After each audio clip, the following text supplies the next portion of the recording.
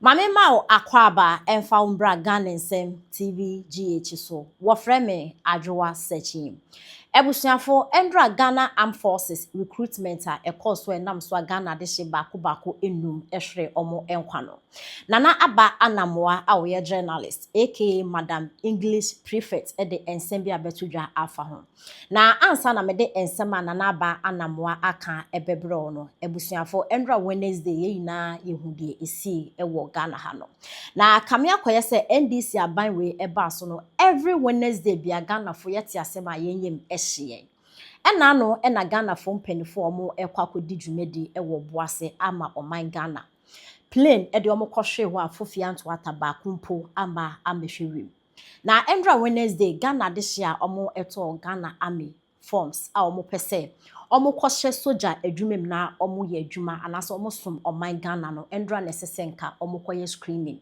ebi ekoso ewo regions a ewo Ghana hanom na Ashanti region omo se esan nipa dodo a omo ekobo a baby fa akonti nipa 5 ena April na odwani ekirem ewo Accra nso a eye Ewak Stadium nipa bako enum ene hwere omo nkwa bebre eprepra ya na omugu hospital a eye His Excellency John Dramani Mahama ena Ghana fo mpanifo ekohwe omo a yehu eye infoni ena videos ana circulate ewo internet nso na nana aba anamoa a oye journalist e de ensem bia betudwa na nana aba ekire se and the modern world a woman and the modern Ghana amanfo ekosia sei se omo kwa akoye den screening ewo abra technology ebetimi aye adwuma no very easy and simple kra ene ya tena ho na nipenu ewu na nana ba namoa ha ho because unimu ankasa wo nkrofo Ghana politicians say yade asebio omo adwemu da ho fine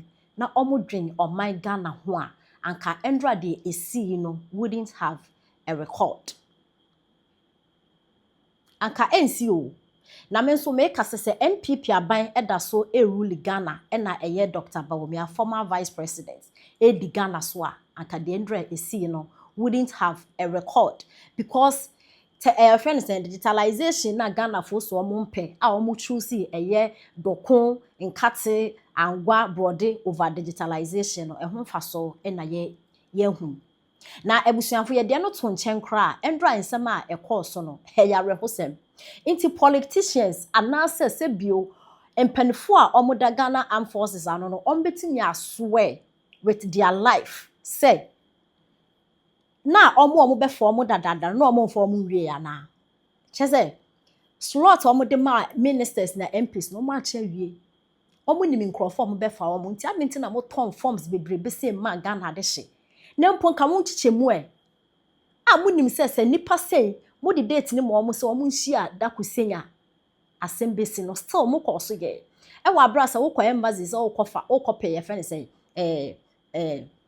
wo submit wo passport akwa visa nyansem na abrofo nyansem omo nim se nipa ebedoso omo ho be kire omo nti no omo chichem se group we mbra say Ghana de da bi o nipa te say 15,000 kro omo be sesa mu na abeboa so enam sikani brinti na endra de course ewo akeno e course a Ghana embanku of 5 ashro mu nkwa because of sebio politicians a omo dwen Ghana ho nti endra ye hwe dia esi na ebusuafo ensem we na nana ba namoa de etudwa nana ba na wo kase and I quote it's 2025 you still gather people under the sun for something technology can achieve in minutes. Just say you can't think far, you cannot think madness. Ghana for politicians no mudi enemy no. Just say udwi ho untu menti ase say. And penifu is won tu kwan podi anka yen wanwa. Ebi mo ko school abrochiri, ebi mo akotena abrochiri ansa na omo eba politics in both NPP and NDC na don't think about us. They be ametena ha masema meka ne say Ghana politicians yehia adekese bi en free mu ho. Yen ka se mon sacrifice mon life in em haye. When in nyame bi a pese citizens no moye ma ye mon dwen ye ho kakra. Who read the comments e bi mo kire say na dey Ghana Armed Forces de omo aye den ami no omo aye den omo nya hwe omo aye bibi papa and na omo so na ndra de hye omo hwere omo nkwa because se empo mo agi nipa dodo say sika mo betimi achichem e bi nipa say mo brada say nipa say mo brada say Uni be ya. Onye be offense uni time a onye be. The fact is that waiting ya jobi ni sikasa woman adwuma ne de. Se adwuma ne san kampa ne nkwan so e protect no. Hwe Endra crowd a ehia mu e wo Elwak. Omu bebre wu say stampede a esi. Nipa bewu. Wo chese we wu kwa.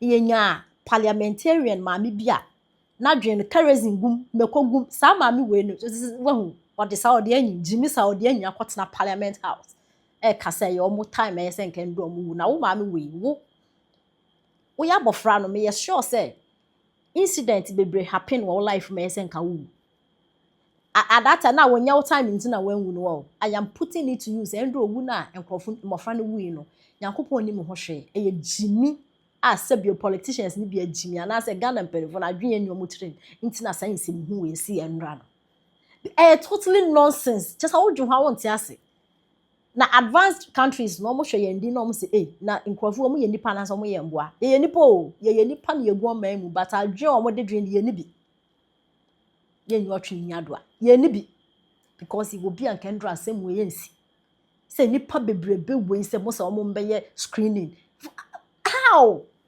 recruitment nipa bebrebe we endra how is this possible ebusafo ensem we na abana mo de ababetudwa send you Ghanaians ye yama politicians emuye no asema yese esi obi ba ka baby o ma be no fuel plan free odidi free bibia free of fuel plan 15 minutes abedo o say man fans or the campaign grounds be points akọ or the campaign grounds e de pa abato o say why there unu ebi wuye ntia ye twa kwan na fa fi ase kwan ne tene unu aka unu ewu ye no ma peni tu bi ka ba ro wu ya ka ba tiase se why there say there o ma peni adwuma ne there ne ntam pani ntimi nya ne funu o ma peni adwuma ne there the back stop with him.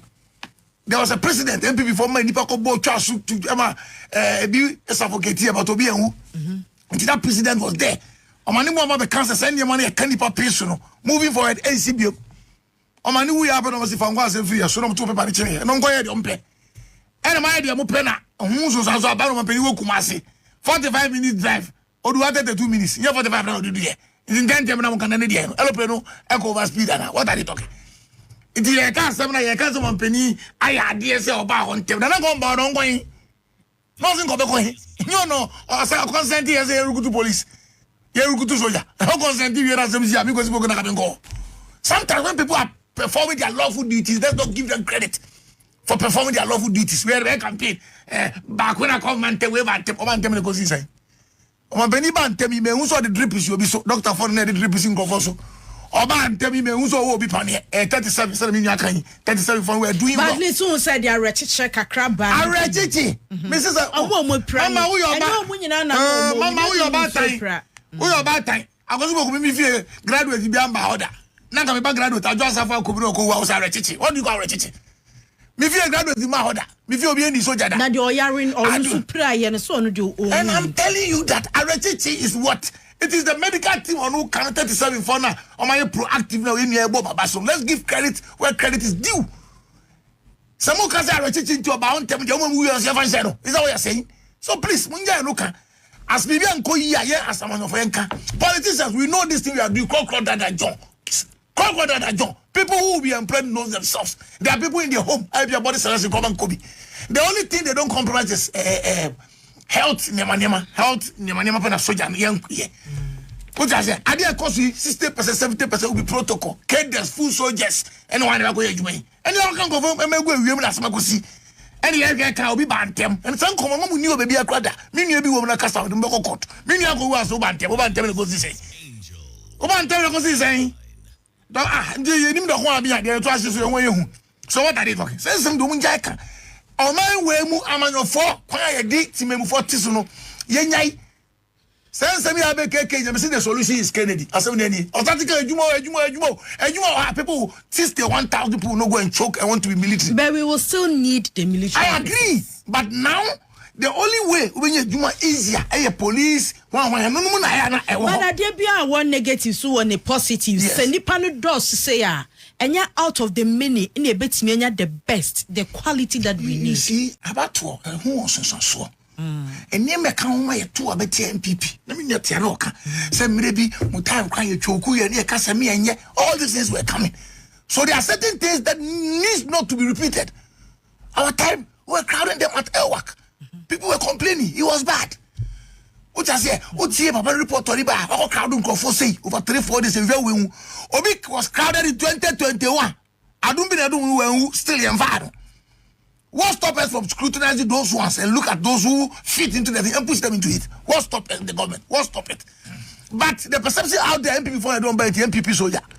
Yet the common man because I say judges listen about media begum or media begum and we don't babeno. They think that the soldiers are MPP soldiers. Those that were recruited are backlash in war.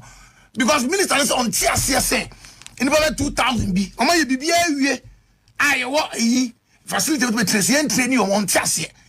At the end the buyer was just say 2001 as I go for 60,000 man go for Mako because how much you say as antimedia to be a prem Kokumense be a PM ya don't go be a few one be a PM and all those people the name sound MPP so they want to bring NDC full soldiers cadres campaign promise of creating jobs for them in their sideline when we don't go and above your tonta also in the paya kwan what's your kwan and then I miss me yamadia unipa unu chance and I'm penny Kumasi no abana airborne.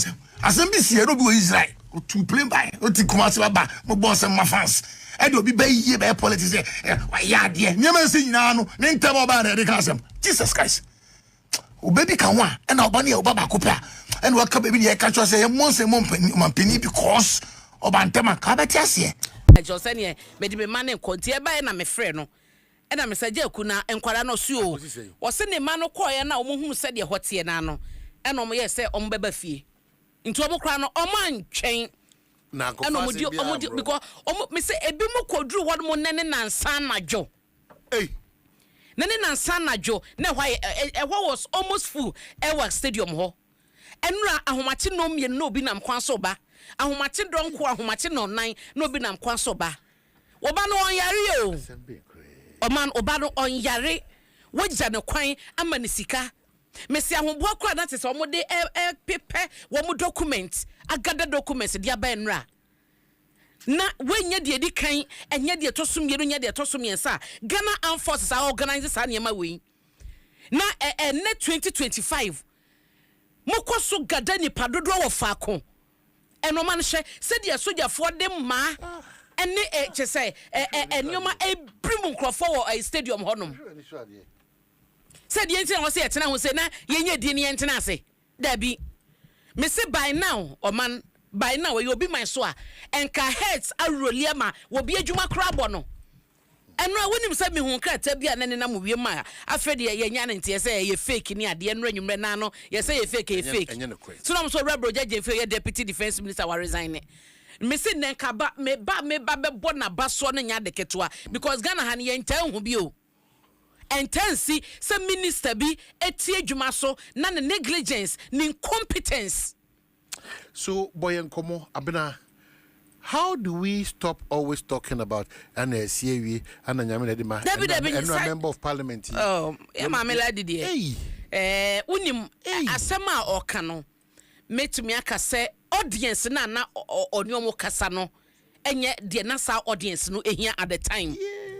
Obi enim sese obi ye muslima or was side gidie no and am Quran and church no or was side gidie no kan ye no that cannot even be entirely one catch say but the audience no I know one catch say o ye kremuni wadaroma now hwere this year and she share ne kire say fakọ prekope but enu kire say enka oni pedua no ebeka who said that oh man ebeka na me kire say ye nyina ye nti ase na eye esom kro esom ne nye baako and again untimi nkoka say ade na esi no eye nyame pe ana amanasi na etwa sesa ade na esi nenes enya no kre and that's the mindset we have a very dangerous very archaic because eye obi incompetence yes obi competence and I wan kwere ya shomo yeti asisi ye wo hyen a wutwi won wo hyen no boat na ebom no etutu na waka che say enemy ye fast e de adu circle na one adu circle uda ko wura dan bi ama akofa you na o say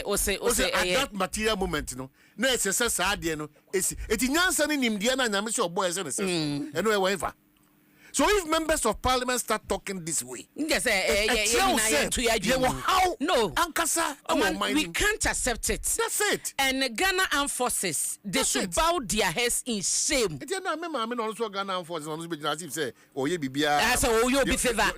Oh, you be favor. Mwankasa makoyo organization. Makoyo organization poto ye kunipawie. Now mampania ba a visiting. Now we now on kasa. O kasa and then retract it and I want. Me say senka wotu me yetimi bring it back. Me say families no. Eya money lawyer for me sama me say. Abusua na show mo adehye ni timi siw Ghana Armed Forces o man mo mi sama me.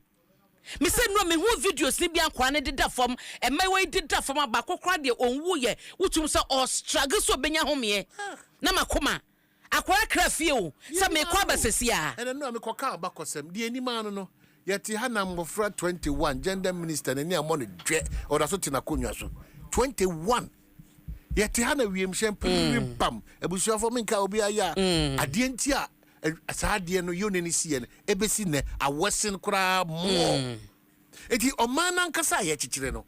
Do we really know what we want, where we are headed towards? Do we have future for the generation after us? Now what do you man release our Ghana Armed Forces for the buyer and now we regret regretted then. What do they regret? Have we learnt lessons over the years about your recruitment process? The numbers go work sports stadium no enfonia etwa say joblessness man joblessness nipa ni adwumaye ye beba hotie umra hye bedwane tie no. There is nothing that happens that doesn't happen at the right time. This is what the Almighty Allah has ordained for them. Today is their day. No matter how, no matter what, no matter who was there, as what, even if we brought all the presidents of the world to sit there as ministers or whatsoever, once today is ordained for them to die, they will. And this is what has happened. Unless you don't believe in the oneness of God, unless you don't believe in the oneness of the Almighty Allah, it is not anybody who wanted them to die. There is nothing that happens that doesn't happen at the right time. This is what the Almighty Allah has ordained for them. Today is their day. No matter how, no matter what, no matter who was there, as what, even if we brought all the presidents of the world to sit there as ministers or whatsoever, once today is ordained for them to die, they will. And this is what has happened. Unless you don't believe in the oneness of God, unless you don't believe in the oneness of the Almighty Allah, it is not anybody who wanted them to die. Well, Mr. Mo, the Munima, no, so warm Rashi bedroom. Now, the Kakasa, not Dominic. Man, oh, Mamma, okay, no. Okay, man. Thank you. Bye bye. Only. Yeah, this is on one year. Where this are no officer sanity. And can was said by now. And what was said a year or no GD. Any GD sanity. They be on my dear. They be mean so but by now, can was so bad one thing. Becca say, Ghana for some mechanic man can ye. Or retracted that statement, no, because I was say, as self from penny for a woman, memoir, position, titles, and ranks, I can see it on one. I was a moon who yen now, man, ye. Hey, not one mark, what I call. Not for better, so